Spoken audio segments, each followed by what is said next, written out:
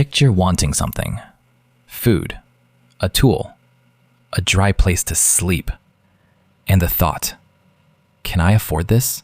Never even shows up because the thought is impossible. The words don't even exist yet. No price, no wage, no rent, no debt. Nobody rich, nobody poor. You want it, you ask, you share. We treat that like a fairy tale. But it was the default setting for almost the entire human story. Here is a number.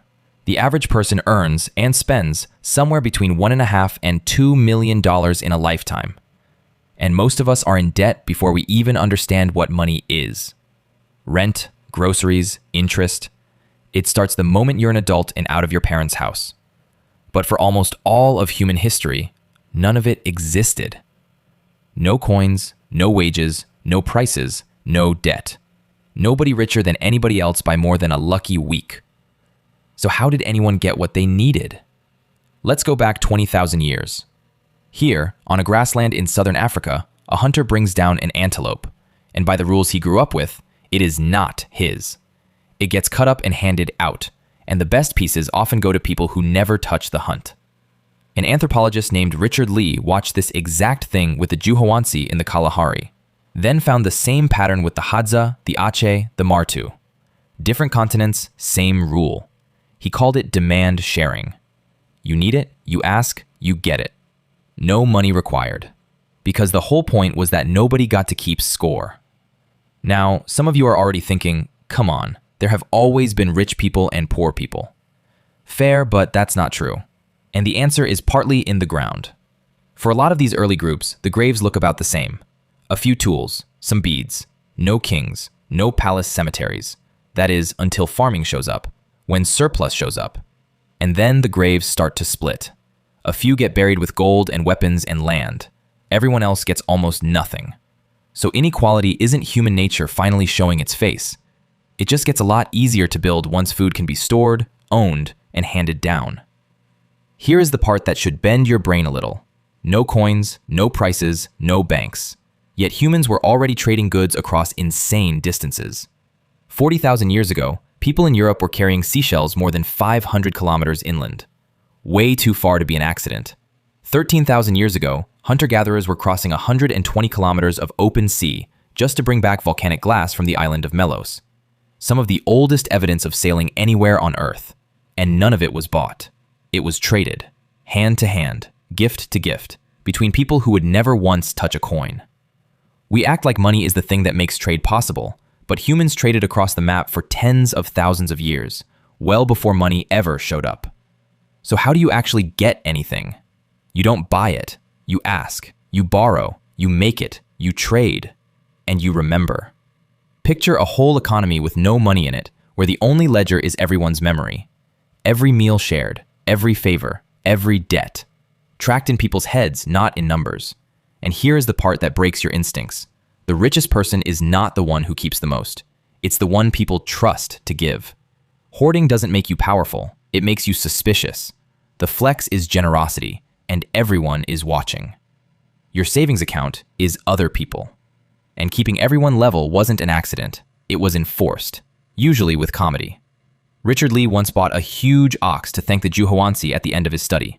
And instead of thanking him back, they roasted it. Too skinny, too bony, barely worth eating. It stung, until an elder explained the trick. When a young guy brings in a lot of meat, you insult it, on purpose, because a proud hunter starts to think the rest of the camp owes him. So you cool him down. You couldn't buy status here, and you couldn't brag your way into it either. Pride got handled before it ever turned into power. So here is their whole system, in short.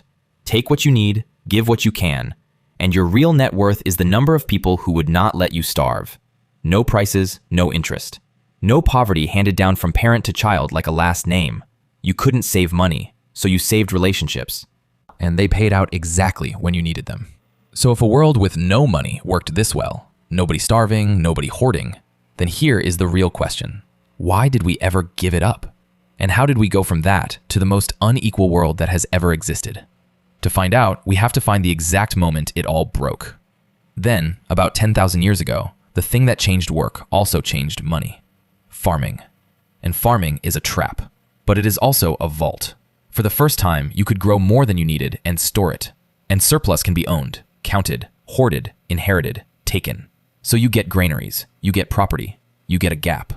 But here is the part that actually forced money into existence. The groups got big. In a band of 30 people, you remember every favor and every debt by heart. You know exactly who shared and who didn't. But once a village turns into a town of thousands, you are surrounded by strangers, and you cannot remember what you owe someone you have never met. So societies needed a way to track debts between people who didn't know each other. That record is money.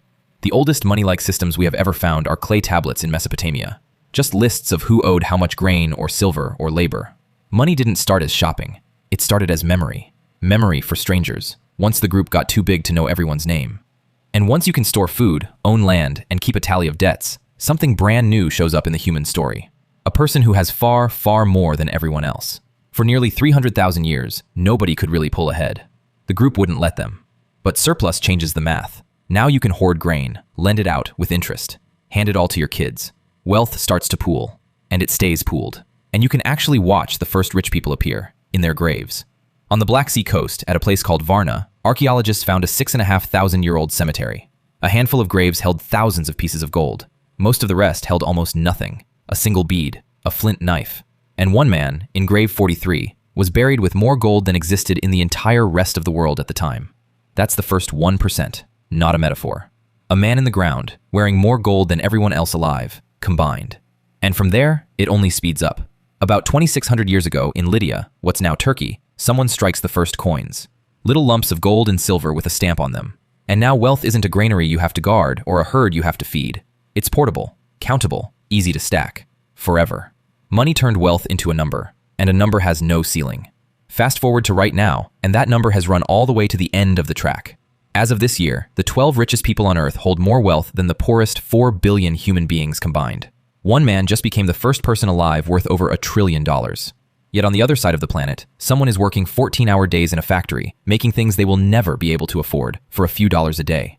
We started with a kill that had to be shared with the whole camp. We ended with a system where one person can out-own half the species.